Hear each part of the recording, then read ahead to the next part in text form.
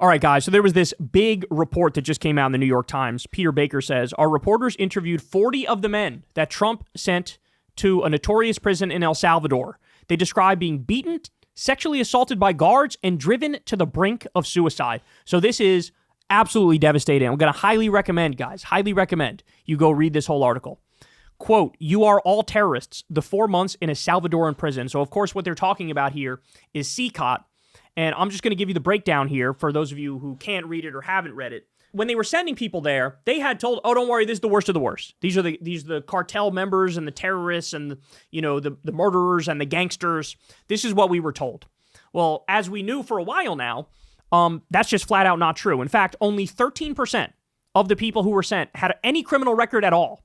And among the 40 people interviewed, the 40 ex-detainees that were interviewed, just 3 faced non-immigration charges like a minor firearm or drug issue. So in other words, none of them were murderers, none of them were robbers, none of them assaulted anybody, none of them raped anybody. So basically 100% of the people who were sent to CCOT were not violent criminals. Let me repeat that. Every single person sent to CCOT was not a violent criminal. 288 people sent there.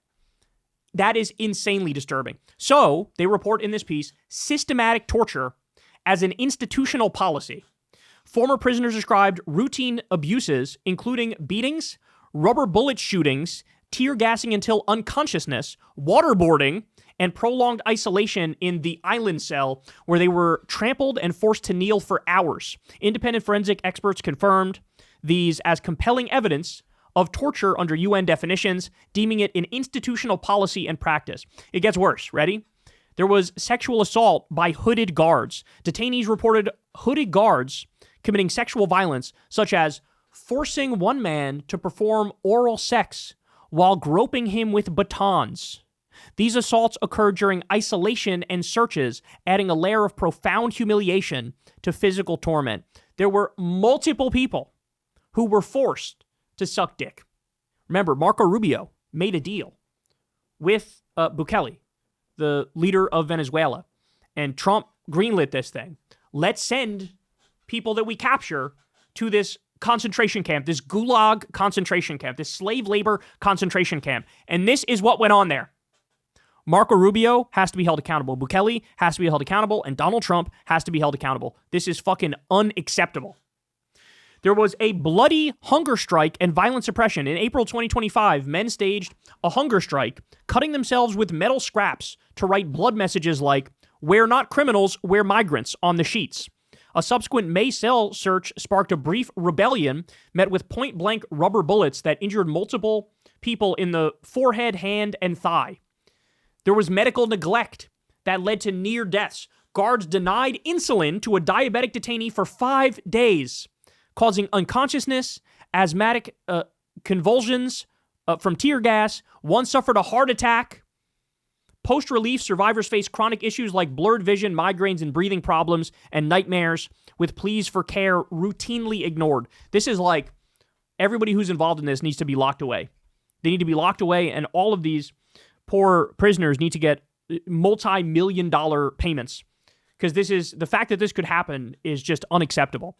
There was psychological torment and suicides. Prisoners endured 24-hour glaring lights, disgusting water, death threats, and being branded terrorists. One man, Luis Chacon, attempted suicide on his child's birthday amid the abuse, highlighting the depths of despair that was inflicted.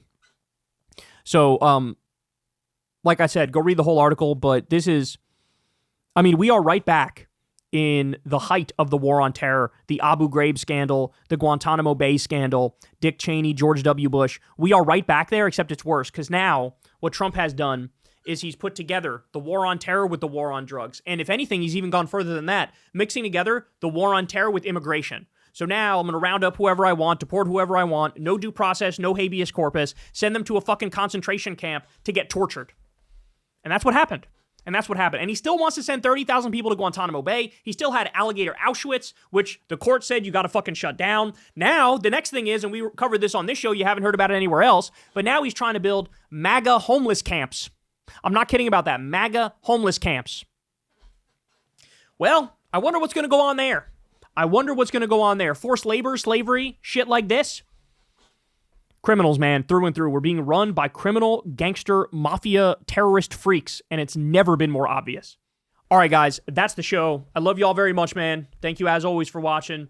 You guys know the drill. Everybody, please do me a huge favor and subscribe to the channel. That, of course, is below. You could also support the show on Patreon. Remember, this is real independent media, so you guys really make this thing function.